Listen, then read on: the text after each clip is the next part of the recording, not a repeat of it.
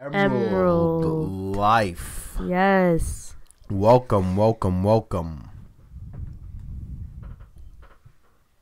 So today on the cast we got the always, which is your host, me, Jay, and our co-host Jaded, King we Jaded. got King Jaded on the scene right now. And we have a special guest with us, our producer. Yes. We got our producer with us, and her name is Gina La Queen. You can find her on Instagram as well. She's better fucking follow her. So, how's it been? How's everything? Good. Everything has been chill for the most part. Christmas is rolling in. We have tomorrow's Christmas Eve. That's right. I just unwrapped a wonderful gift. He just unwrapped a present that unfortunately he is not able to show right now. Unfortunately, but what's going on with you? Me, nothing. I'm just constantly grinding every day, just making, trying to push Emrld a little bit forward, a little bit, every day. Just thinking of new things, a way to engage, in our fellow potheads. And yeah, just been staying, our producer can attest to this. I've been just staying up nights, just thinking about different ways on how to improve our media, how to make dope shit, and how to create some positive cash flow, and just thinking overall just like a rebel. Just trying to think of anything that we can do to appeal to our audience. Amen to that, guys. A lot of work. Don't mind my voice this week. I'm a little sick. I have a stuffy nose. So if you hear sniffling, it's me. I apologize if it gets annoying. We powered through it. That's part of the grind, right? We smoked through it. Word.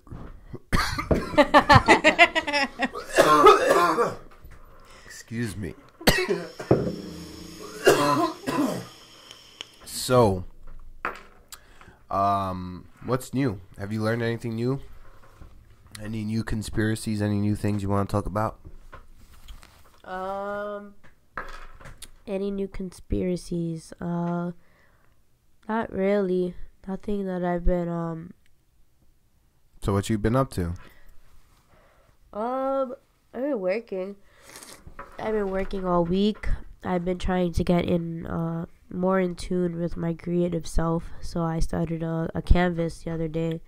Okay. And it's coming to a close already. I already did the background, but I still have to add little details here and there. Mm-hmm. But I'll definitely post that on the Emrld J Instagram once it's finished, so you guys can see what I'm talking about. So yeah, it's been fun. Getting high and doing some art is actually pretty peaceful. It's very calming. I actually want to do a piece, but on an edible versus smoking. So that would be smoking, and then I want to see what I can do on an edible. I don't know. It might come out like Picasso, but oh, that would be interesting. Yeah, that'd definitely be interesting. Sorry, not to interrupt you, but I just want to bring up a topic really quick. So, I was telling Jay over here how we frequently talk about levels of high on the podcast, especially when I'm around because I'm always bringing it up. But I recently had the best edibles I've had in a while, and it was at an event that Emrld J was in. I bought some edibles off this girl who was selling some at the event, and me, Jay, and the producer was all high as fuck. And I was telling him how I knew, there's just certain things, that I realized that I'm like, okay, I'm high. So, one of those things that happens is, I look at my hands and they look disproportioned, they look wonky, and then the way you feel things are so different, and how you taste things. Oh my God, that's why like stoners love to eat. Like when you eat something, you taste like the nutmeg, the cinnamon, the sugar, this and that. When you're not high, you just taste one whole beverage and like, it's all right. That's, you know what? It's funny because now that you're bringing it up, because my boss, which I'm begging for him to come on the podcast because he'll make a great addition. But he's constantly asking me about what's it like to be high, and what does he feel like? He was like, we're thinking about philosophically about why do you think food tastes better when you're high, outside of like the obvious. And one of the things that I proposed and one of the things I was thinking on was that more often than not, when we're eating and when we're doing something, we're not really focused on the food that we're eating. We're not really like sitting around thinking about the flavors. We're not actually tasting our food. If anything, we're just like eating it just to eat. Most of the time we're in a rush, especially if you're in the New York area. You're always in the rush. You're not really focusing on the food that you're eating. It's like kind of, it's just whatever.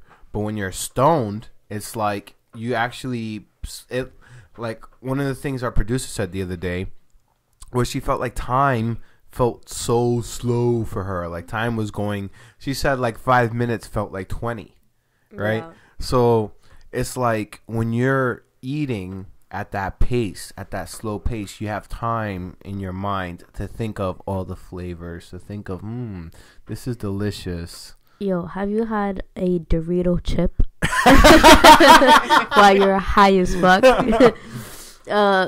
A measly Dorito chip turns into something really fancy once you're high as fuck. You taste all the work they put in. You taste all the fattening ingredients.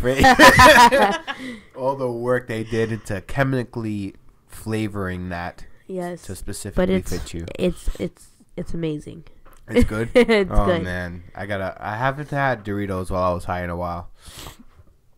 That's like the go-to. What are you doing with your life? I'm trying to do a little bit healthier. I go for an apple. Oh, you go for an apple? Yeah, recently I've been going for an apple. Not even a passion fruit. He goes for an apple. Yeah. A pomegranate. Pomegranates are actually really good. Oh, really?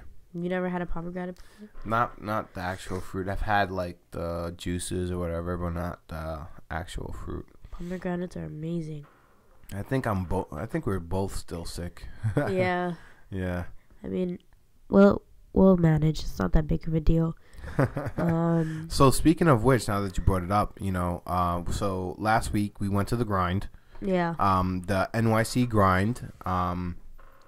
And we were just there to support the movement, and we were also there to, enlighten others about our movement, which is, the movement of rebellion. And it doesn't matter what your rebellion is. It's more of the fact that you're taking initiative in the rebellion and doing something about it. And that's what I discussed with a lot of people, in that grind. But I think it was, what did you think of that show? Like, what did you think of the event in total, I thought the event was actually pretty awesome. I think that the grind is a place where you can be completely weird and nobody will look at you twice. Yeah, I think so too, yeah. I think it's a really cool space where you could be yourself and there is zero judgment, like literally zero judgment. There is nobody turning around like, oh, what the hell is this person doing? Like, no, right. There's none of that. Like, all you get is like an overwhelming amount of support from all angles. And the founder amount of talents that everyone is creative in their own ways. Yeah, and yeah, I totally agree. Everyone had their own form of art to present there, and it's not just canvas, it's not just painting, it's not just singing, it's not just rapping, but violinists were there, and body painters, tattoo artists, dancers. Even just like free thinkers were there. People that just were open-minded. They were all there. They were all there to show support. And the founder, of this whole movement, Safia Volney, she a good friend of mine. What a strong name. She has such a strong like title. Like her name is like powerful. Safia Volney. Yeah. Like she's somebody. Yeah, you're like, who's that? Yeah, right. She sounds like she should be on Z100, you know, like with Haley or something. Like she needs to get on that. But yeah, so we wrestled together in the wrestling team when in high school. And she's very influential. She started this movement from just like a church basement and grew it to like 700 in attendance. Rocket your thoughts. Our co-host. God damn. She's hitting a wonderful rocket bomb. The gift that keeps on giving. That's what this should be called. It's a bong in the shape of a rocket for those of you who are listening, and it's given to us by our sponsors at the Daily High Club. And basically, you just pay about $30 a month, and you just you get free shit. I mean, not free, but obviously, I'm stoned. You get free shit. But for $30 a month, you get a lot of stoner shit. You get like a new bong every month. You get, you know, papers and lighters and all kinds of. You can rack up on that paraphernalia. Exactly. And this is November's bong, which is a rocket ship, which is fitting for our podcast since we're very big on conspiracy theories, and since we like space in general. And as you can see, is from some of our paintings. If you're on Instagram or if you're on YouTube, you can check us out. And got some of our paintings is very inspired by space, because we feel like that's where you go when your mind is like, you know, stoned as fuck. You know. Yeah. That's that frequency calling you out. It's funny. A while back, I had somebody give me life advice, very personal to me. And they gave me a few warnings on what I should be, you know, looking out for in my future. And, you know, I didn't think anything of it till the other day. And it's just funny how everything happens for a reason. Literally, everything happens for a reason. What was the advice? They told me, basically, that for my life and for my path, that I need to be very careful doing business.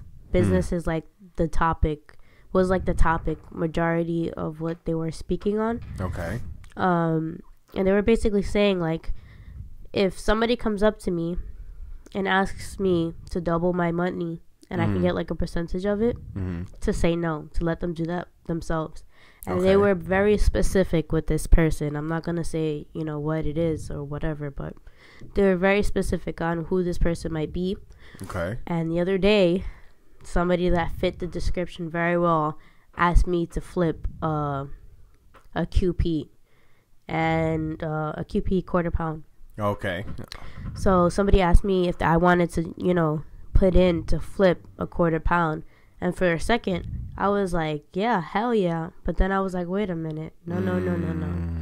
Unfortunately, I have to withdraw that statement. If you don't know, I mean, right now, unfortunately, we're in sort of a transitional period where cannabis is not entirely legal, but it's not entirely illegal, and people are now more than ever are normalizing this movement. You know, people are now just, like you said before the podcast, you know, people are just smoking in front of cops. Like, yo, I don't give a fuck. You know, fuck you. I'm smoking my J right in front of you. What are you gonna do about it? Yeah. And at this point, majority of America has accepted it to such a degree that what are you gonna do? Like, create another case because you threw somebody in jail? You know, like, that's like not even priority one. You know, at the moment, you know, they're focusing on different things. So the cannabis movement right now is in a weird period where flipping a quarter, you know, a QP might actually be like a legit, you know, way to earn money theoretically, but on the other hand, it's also with risks because it's not fully accepted. So right, it's like, so just to clarify, this flip of the QP was just going to be between a bunch of our close friends. It wasn't going to be like we're selling to random people. Right. It was more so like we gather everything together, then we break it apart, and then we gain from that breaking it apart. So let's say like you wanted some bud, then my sister wanted bud, and then my friend wanted bud, and then two people that want bud. So it was like all these people were all going to contribute to this, but then we would get like a percentage off of it. Okay. And at first I was like, yeah, that's dope, because I've gone to people and said, an O is cheaper than getting a Q. So let's put it together. Let's get an O and we can split it ourselves. Right. Because it's a better bargain. So that's how I was thinking. But unfortunately, I'm not going to go in that route. But I just find it really interesting how, how life works, how the universe works, and how there's so many things you don't know about. And you think you know everything. You think you know, your life yourself, and you have somebody telling you something, and it's like, how the fuck do you know? Like, I don't fucking. And then the shit happens. It's like an eye opener. Like, oh shit. Like, everybody has that idea or that thought. Like, oh, they know what they're doing. You're on the right path, whatever. But then, when someone that has experience shows you the way, you may not even be ready to accept it until it hits you. And then you realize, oh, damn, whatever the person was telling you, that they were actually right. Yeah, like when I was little, I was always told don't be in a rush to grow up. And like now I'm starting to see why people are always telling me that, because as unfortunately I'm transitioning into adulthood, and this shit sucks. And one of those things is that I don't get my 15 hours of solid sleep anymore. 15 hours. I still can't believe you need. I need, like, 15 hours. You know how people are like, really? We need 8 hours. I have no idea what 15 hours of sleep means. So basically, you close your eyes and you say goodbye to today, tomorrow, the next day, and you wake up feeling so refreshed because it's 2035, and it's like, damn. You wake up and you're like, wow, I'm so ready to take a nap. You're so ready. And it's just like you wake up, you smoke, and you do it all over again. No. But as an adult, it's like, no, we have work to go to. We have things to do. Yeah, it's like, no. So frustrating. But, I'm getting used to it. I'm starting to wake up every day at like 9 o'clock. Which is a big thing for me, because I would usually wake up at like 4 in the afternoon. Damn. Yeah. The college life. Fuck R.I.P. College life. But, man. You could sleep when you're dead. Yeah. That's what That is true. Yeah. You only got one life, and you only have so much time here on Earth. I was having a conversation very similar to this with my friend. Her name is V Henny, and I was telling her how she was like, oh, I'm dying, like I don't want to be at work anymore, and I'm like, to be actually politically correct, we're all dying, just at a very slow rate. That is very, very true. At a very slow rate. We're all dying very slowly. Yeah. First emotionally, then physically. Then spiritually. It's a process. Oh, man. So going back to the grind, what did you think, like, over the overall experience, and like how, like, did you meet anybody there, in particular that you jived with, or was there any particular piece of art that you enjoyed or whatever that was going on? Well, going to this event, I had no idea that I would actually bump into somebody that I knew that went there, that was going to the same event, which is crazy because me and this person didn't discuss that we were going to this event. Oh, that's funny. So, like, we kind of bumped into each other, and that kind of shows you how interconnected the art community is, precisely. And the stoner community too. Yeah. But overall, I feel like everybody needs to go to the grind at least once, or something very similar to it at least once, because You know, it's good Like to an art show. network. Yeah, it's good to network. It's good to like open up that creativity, because then you see what other people are doing, and you get to see the many types, the many forms of art. Because when you think of art, you think of like painting, or you think of music, but like there's so much more under that umbrella, and the grind really visually represents that. So it's really cool. And the one that we went to recently, it was like multiple things going on at once. So if you got bored, let's say on one thing, and you wanted to discover something else, you can always just walk around. Right. So like there was multiple things happening at once. So it was really people cool. were getting tattooed, and people were like naked getting body painting on them, or people were getting their picture painted. Like, yeah. There was people who were just smoking up in one room. There were people recording like music. There was people performing live in a room, and right. like in a studio room. So like you have people performing outside for the event, and you have people in the event also performing. So it's like there's a lot of different things going on. So you could really pick and choose what you wanted to see, which was really cool. Yeah. And there was really a lot of people that went too. Yeah, it was like at least like 600 people, I think. Yeah, it was a lot of people. Yeah. But yeah, no, it was good. And it's you know what, it's not like a traditional gallery. I think that's what makes it so appealing, because it's not like a traditional gallery type setting where you're, you know, in the stuffy art room kind of type, you know, the stereotype of an artist, you know, you go into this stuffy gallery room and it's just with sophisticated art types or whatever. This one, like, you walked in and people were moshing. Right, like, exactly. It was lit. It was super and lit. It's just like it's like a concert meets a gallery. It was a really awesome event to be a part of.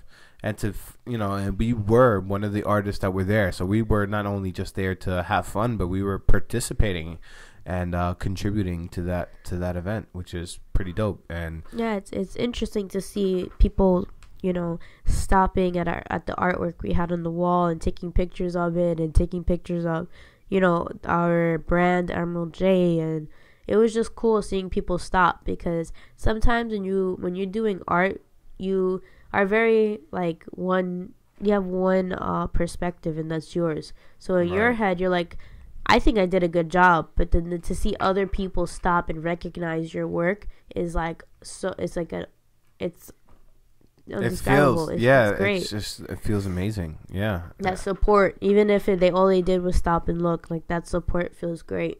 Right. So I would definitely say agree. Check it out. Try to get yourself involved in something like that. They have them going on wherever you are. It's just underground, which is the cool part. Right. So it's like you're part of something that nobody really knows about. Exactly. And like they're happening in places like this one was like in a random building. It was just a random gray building. You wouldn't even know that there's a party going on in there unless you were in the know.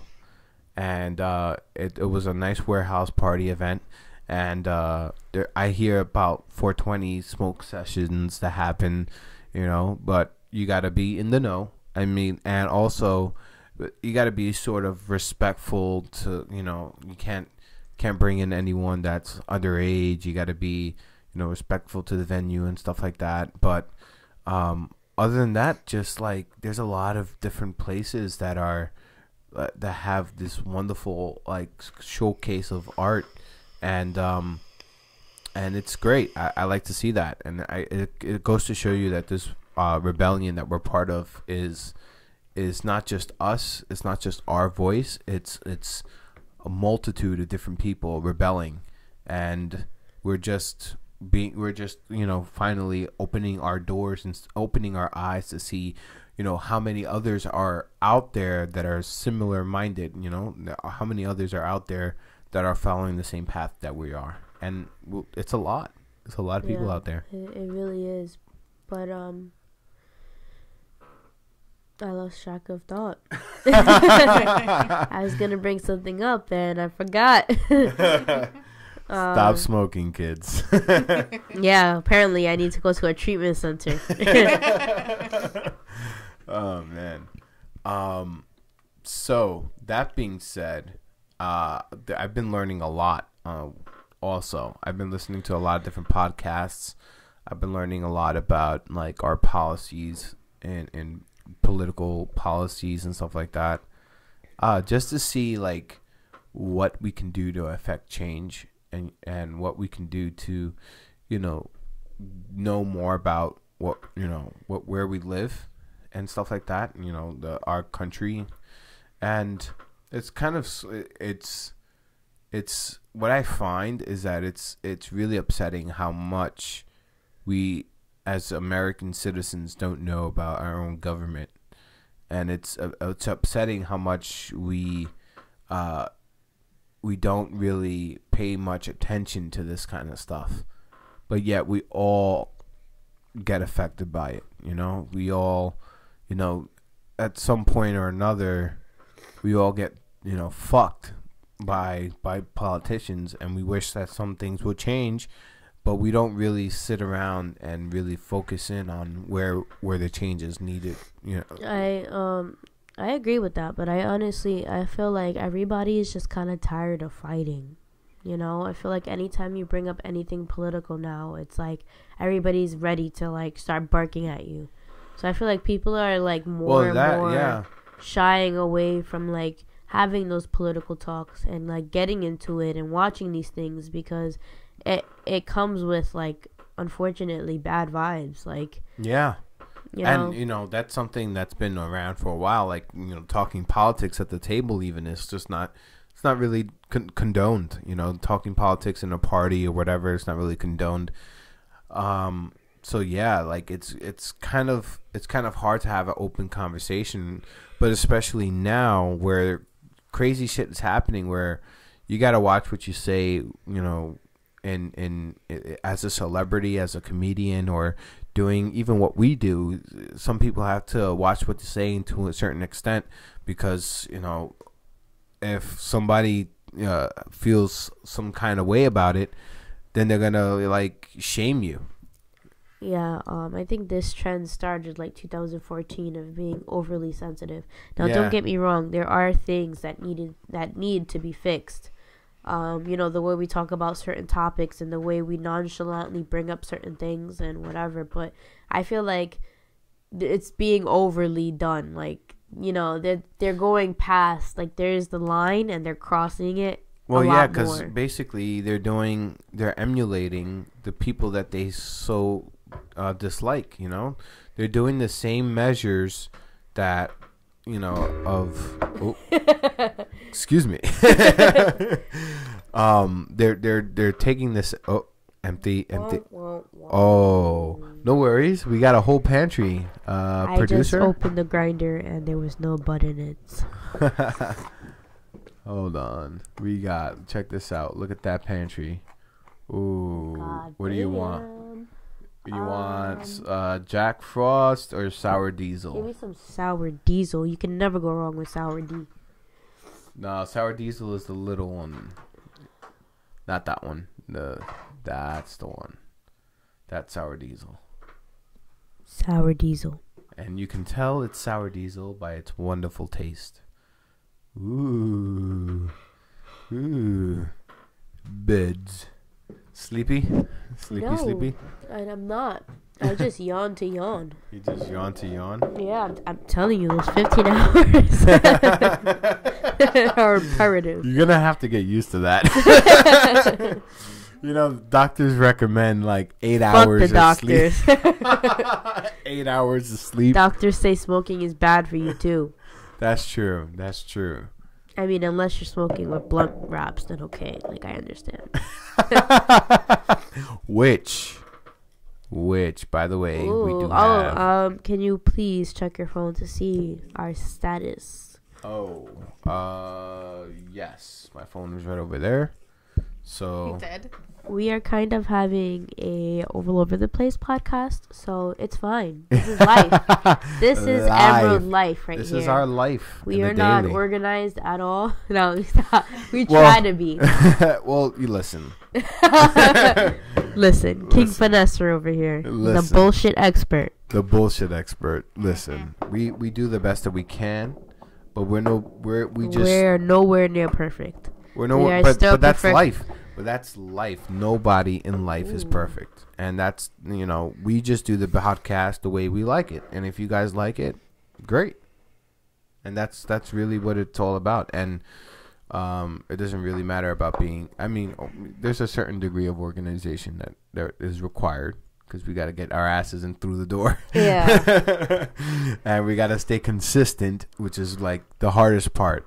Yep. And I think that's with any success. I mean, like if you want to be successful in anything, like you don't have to be perfect. I mean, this is episode 10, right? So imagine episode like 115 of Emrld Life. We're gonna be completely different people by then. We're gonna be a completely different podcast. So it's not about us being completely perfect now. It's about being consistent and showing up and doing the things that we do, and showing the world that we're stoners, but we still enjoy, we have good messages of positive vibes to share with the world, and people enjoy it, So it's just, if we can stay consistent, success will follow. What I want to know is, when was the first time you ate an edible? The first time very first time you had an edible. Ooh, the very first time I had an edible. I remember mine. Ooh, tell us about it. It was in Jamaica. Ooh, that's Jamaica, right. Queens? That's right. That was my first edible. In Jamaica, Queens? No. Jamaica, the country. Jamaica me crazy. Jamaica, the country. So tell me about it. What was it? It was in Montego Bay. Okay. It was... You stop choking there. Sorry. It's a good bong. It was a delicious brownie. How big was that brownie? It was just like the size of a cupcake. Okay. But I ate literally a dime size. A dime size piece of that cupcake. Yes. And how did you feel? High as hell. Do you remember anything? I was laughing hysterically. Oh, yeah? I remember looking at a sunset. Obviously, you had to admire the natural beauty in Jamaica. So I was looking at a sunset setting, and it was just so beautiful that it had me in tears. And then I was laughing because I was such a pussy to be crying at the sunset. But I also remember, because I was there, and I also remember that you wanted the sun to set on your time. You're like, come on, this is taking forever. Can we hit fast forward? Like, I want to skip the previews. Let's just get straight to the... It was taking forever. But how did you feel? Like, did you enjoy it? Would you do it again? I enjoyed it. I actually did do it again. Oh. Excuse me. I did it actually at the grind. At the grind we were just talking about. Yes. Which I had the gummies. So basically, when I bought these edibles, they came in 4. So they were 4 for $15. And who wouldn't do that? Like, that's such a deal. All 4 equal to 250 milligrams, which means lit. Yes, which means that each gummy was about like 65 milligrams. 60, I don't remember, 62, 65. I think something like that. Yeah. Or 67, something like that. Each milligrams. So that's a lot already. For just one gummy. For me personally, since I've been smoking for a while, I have tolerance, so I have to take a larger amount. So I took 2, and 150 I took, and 150 is like a lot. But that's like the golden number. Miss Joey for me. Diaz over here. That's like the golden number. So she doesn't really smoke at all. She takes edibles here and there. So her tolerance, she doesn't have one. So, which is a great thing. I wish I could just get high off of one because I could save my money. But she was high as shit.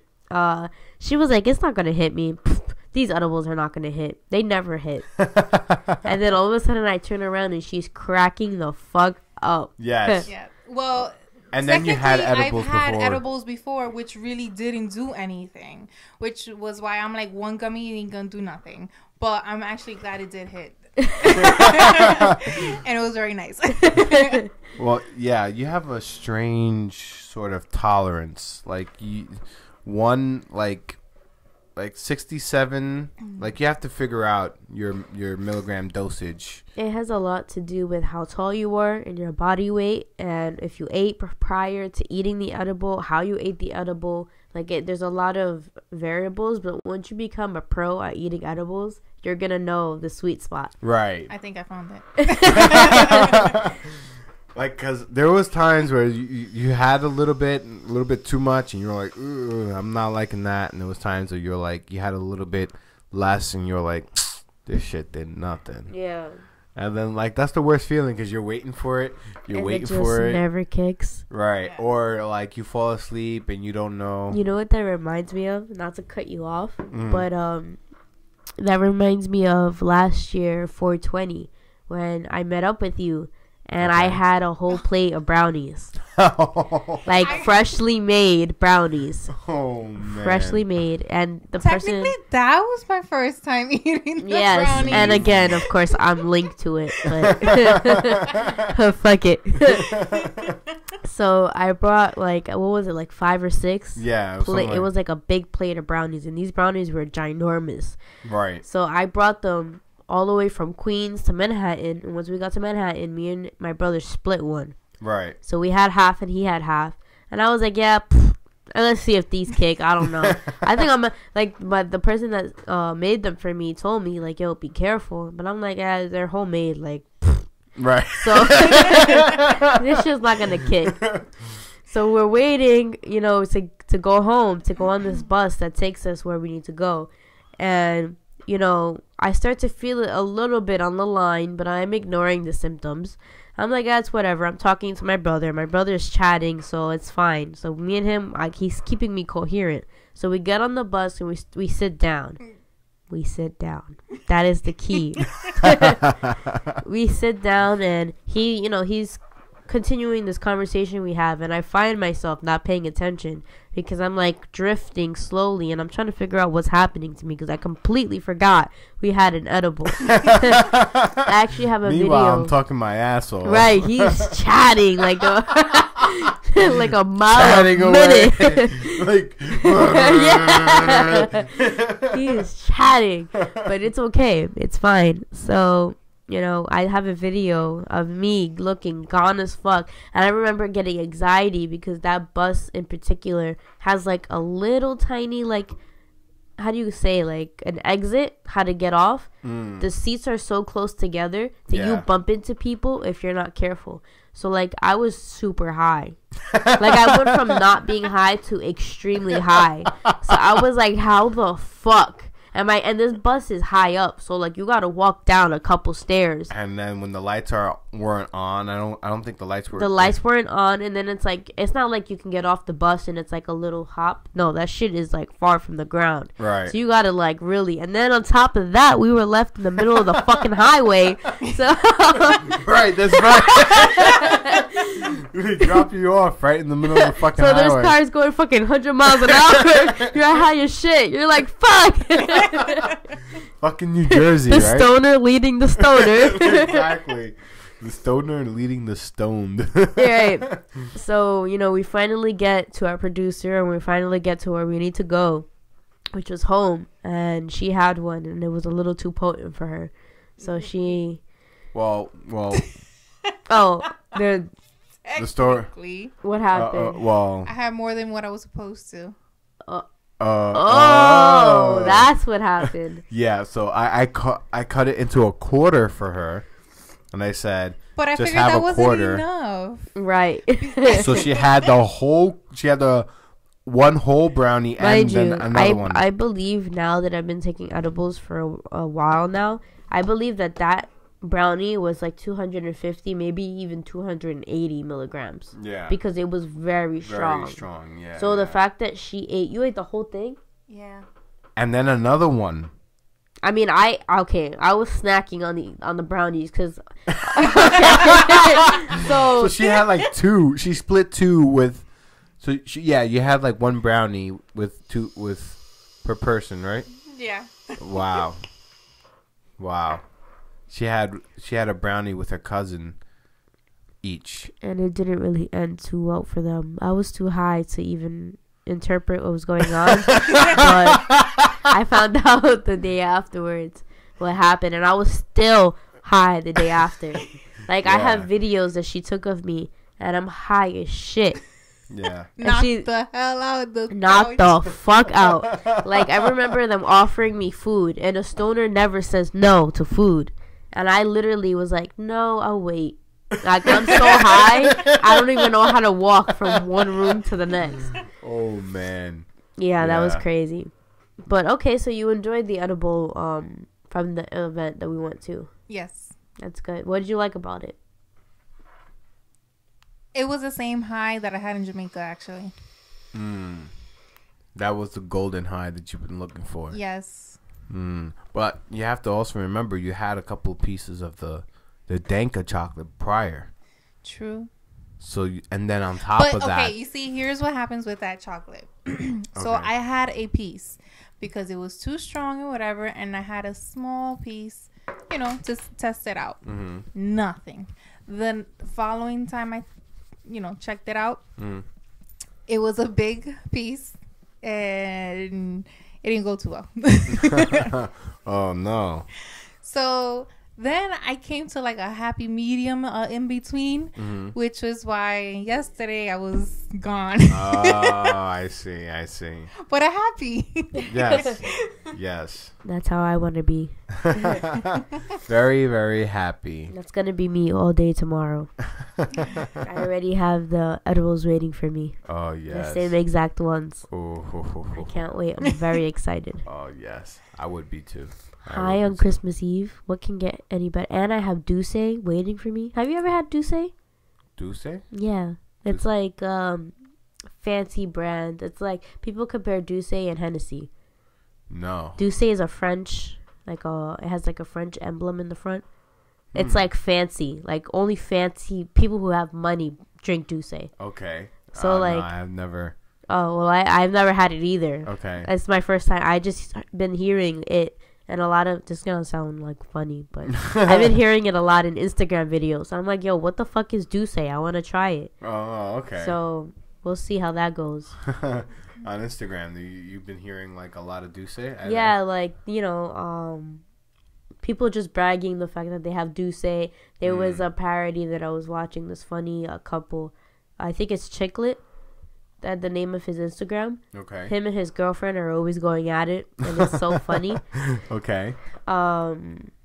It's hilarious. So he was pretending that he had a new fresh bottle of Douce. He was like stunting for the gram. Okay. But his girlfriend was recording the other side of it, which was he was pouring Arizona iced tea into the Douce, which was an empty bottle. And then he was flexing on the gram as if he did have Douce. You get? So his girlfriend was like, "No, you don't." She was like, "Put my savings back," because he had like money. Like he was like, she was like, "Put my money back, every single dollar." Damn. Yeah, he was like, "Yo, this is my money," and the whatever. And she was like, "No, it's not. Put my money back in my wallet." Damn, shitting on it. Yeah, but it was, it's just for fun. It's not serious. They were just that's funny as well. Like people, but that's what people do nowadays. They just stump for the gram. Yeah. I've been wanting to delete Instagram for the longest. I always go, like, if anybody that has my Instagram always expects me to have like thousands of followers, but I don't, because I constantly delete it. So like I always go through periods of like every year I delete it at least once or twice, just because I'm tired of it. Like, I'm tired of, like, I feel like kind of like a stalker a little bit, because I'm always checking up on what, like, people are doing. Like, why do I give a fuck about what you're doing? Oh, I see. Like, that's just a distraction. Like, I don't want to see what you're doing on a daily basis. No, I get that. Great, you're eating food. Good for you. Like, not even in a salty way. It's just, I could be doing so much.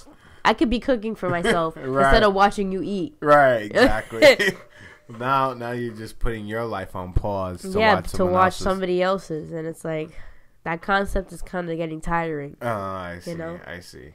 Well, the reason I go on Instagram really is for just connecting with different people and just to see like all the other people of the community, and I just look to it as like another TV.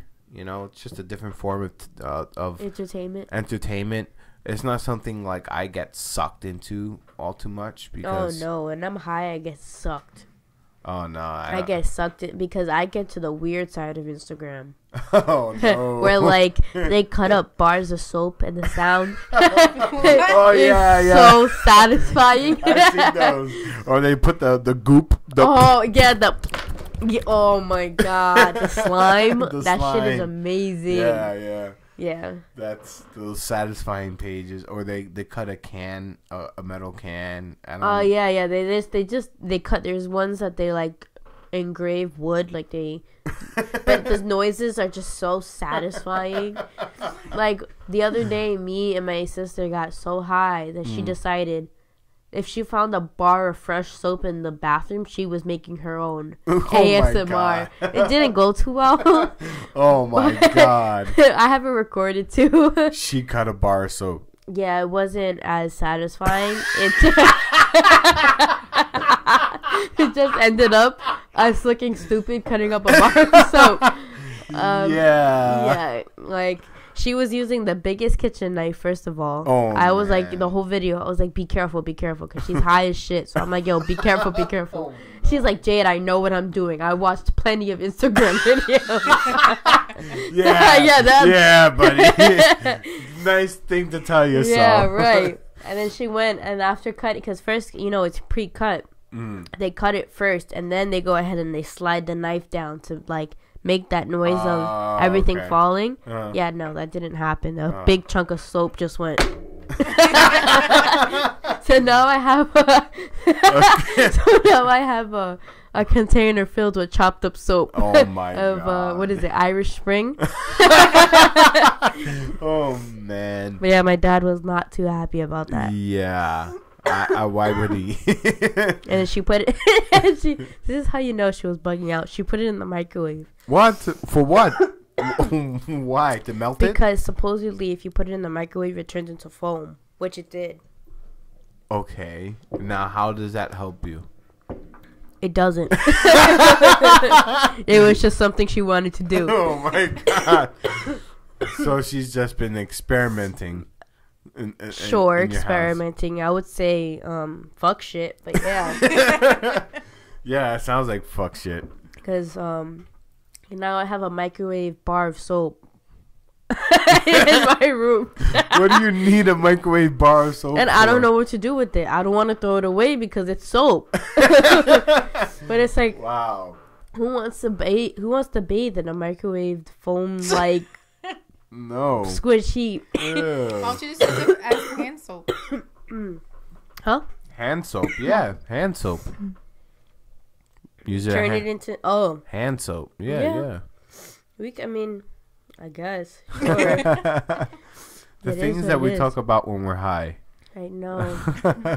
How's this high hitting you? Nice. I wish I was a little higher though. You wish you were a little higher? A little higher. Oh wait, look at this. Check this out. Sorry guys if you hear me coughing. I'm still getting over a cold. Yeah, we're just smoking through our illnesses over here. Check out this bad boy. Ooh, so he just handed me a blunt container. And ooh, I see a glass tip. What is this, zigzag? No, that's Royal Blunts Russian cream. Wow. Very very tightly rolled, perfectly rolled, and I like that glass tip because I don't gotta burn my fingers. Exactly. That's very. I love it. I can't wait to smoke this shit. Plus, that's made with Bruce Banner, Keef, and with Jack Frost Keef, and with Sour Diesel Keef. God damn. Yeah, so it's gonna get you this shit. It's gonna get you. So you're trying to get sky high. Oh yes, oh yes, oh yes. So that's for later. So we're reaching up onto the 50-minute mark. So that means we're almost done, but we're not done quite yet.